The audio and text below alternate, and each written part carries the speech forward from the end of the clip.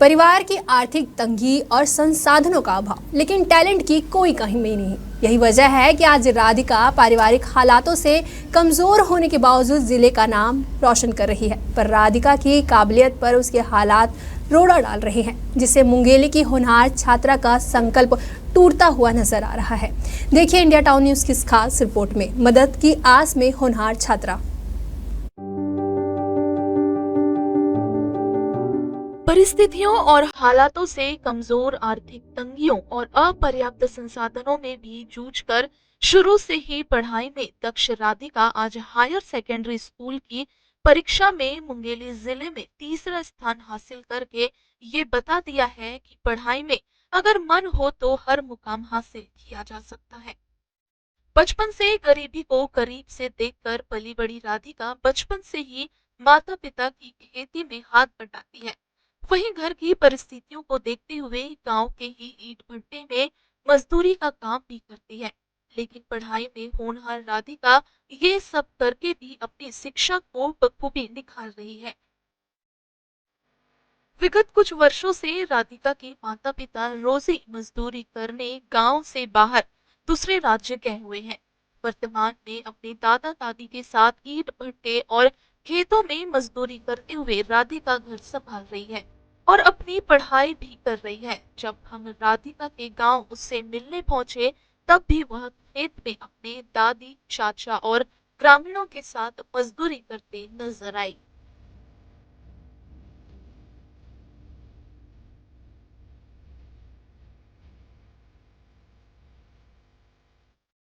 मैं पहले स्कूल से आती थी तो घर का काम करती थी, उसके बाद पढ़ाई करती थी और अपने मतलब दादी दादा को भी मतलब वो मुझे मतलब पढ़ाई के लिए अपना मतलब नेतृत्व दिए हैं बहुत ही।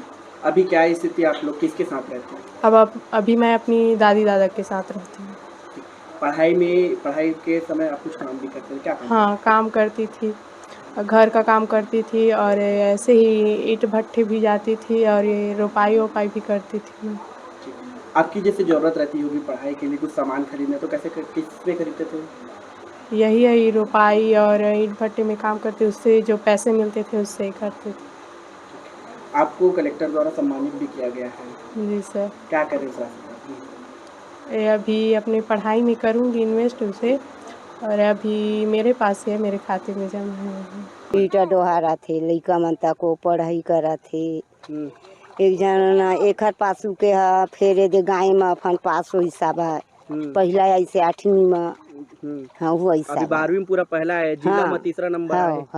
का करते घर में? ईटा डोहारा थे, रोपा लगावा थे, धान लुआ थे, घर के बूता करा थे, रांधा थे, पसावा थे, पढ़ाई भी करा थे। हाँ पढ़ाई भी करा थे। माँ बाप कहाँ है? एकर माँ बाप कमाए लगे आते बीच बीच में नहीं आए तो तू ही मन रखता है। हाँ ता हमी मने दे साबुन सरफ दुनियादारी सब ला पुरोवत हन, का करबे कौन घर था ने दे डोकरी डोकरा। ठीक नहीं आवे उमर तुमन ला कैसे लगा थे? एकदम अच्छा नंबर से पास होए तब बढ़िया लगा थे, बहुत अच्छा लगी। हाँ।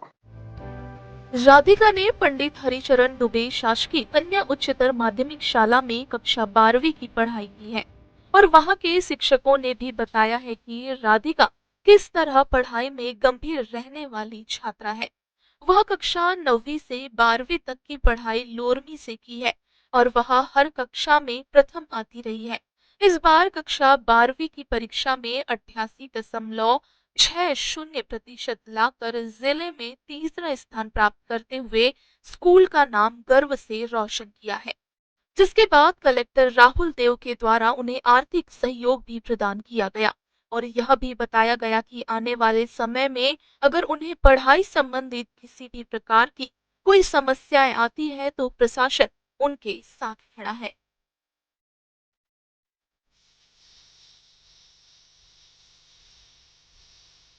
वो बहुत ही सीधी सादी सरल स्वभाव की थी, बहुत ही गंभीर स्वभाव की थी, पढ़ाई में विशेष रुचि रखती थी। मैं स्वयं उनके घर गया था जब कलेक्टर महोदय मई महीने में उनको सम्मानित करने के लिए एक आयोजन का शिविर किए थे। पूरे ज़िले में के सभी छात्र आए थे जो अच्छे नंबर प्राप्त किए थे। तो इनको भी आमंत्रित किया गया था। तो मैं उनके घर गया।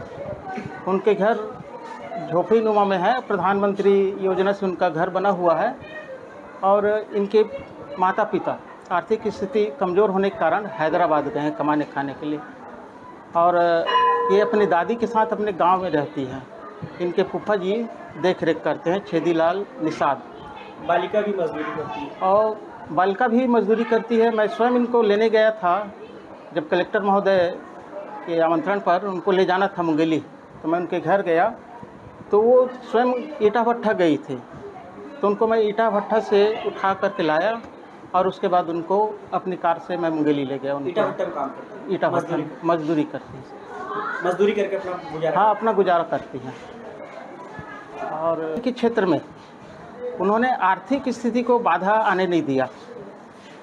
हर परिस्थिति को के संकट को सह करके उन्होंने अपना एक रास्ता बनाया और एक नया उदाहरण पेश किया लोगों के पास कि भाई पढ़ाई के क्षेत्र में आर्थिक स्थिति कोई बाधा नहीं बनता। यदि उसमें जुनून है अपने मंजिल प्राप्त करने के लिए तो निश्चित रूप से लोग वहाँ पहुँच जाते हैं। बच्ची ब्रिक किल में उसका परिवार काम करता था, तो उसके बावजूद वो इतना अच्छा पढ़ के इतने अच्छे मार्क्स ला के पास हुई है। हमने उसका सम्मान किया, उसकी आर्थिक रूप से सहायता भी की है। हमने उसके उज्जवल भविष्य की कामना की। यूं तो जिले में ऐसे कई होनहार छात्र हैं जिनमें बहुत प्रतिभा है, लेकिन हालात और परिस्थितियों ने उनके जीवन में रोड़ा पैदा कर दिया, जिसकी वजह से वह अपनी शिक्षा को आगे बढ़ा पाए। वहीं अब जरूरी है कि ऐसे छात्राओं जो जिले के गौरव है उनके लिए सामने आने का समय है, ताकि प्रतिभा निखारने पर कोई असर ना छूट जाए। वैसे ही राधिका के लिए जरूरी है कि उसके लिए ऐसी व्यवस्था हो जिससे वो अपना पूरा मन पढ़ाई में लगाकर अपनी मंशा अनुरूप जीवन में आगे बढ़ सके।